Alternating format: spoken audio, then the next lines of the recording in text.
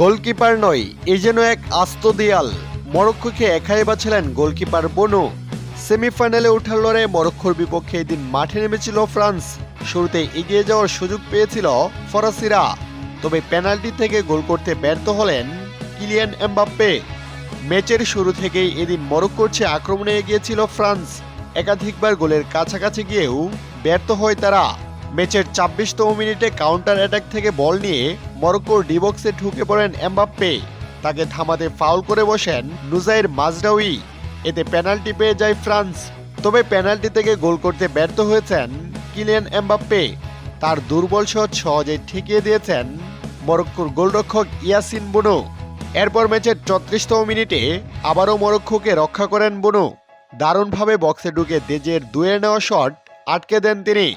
এরপর ম্যাচের যোগ করার সময়ে ফ্রান্সকে হতাশ করে ক্রসবার ডি বক্সের বাইরে থেকে দুর্দান্ত এক শট নেন লুকাস দিনিয়ে। তবে ক্রসবারে লেগে সেটি ফিরে আসে। শেষ পর্যন্ত গোলশূন্য সমতা থেকে বিরতিতে যায় ফ্রান্স। এদিন প্রথমার্ধে ফ্রান্সের নেওয়া ৪টি অন টার্গেট শট দুর্দান্তভাবে সেভ করেন মরক্কোর গোলকিপার বোনো।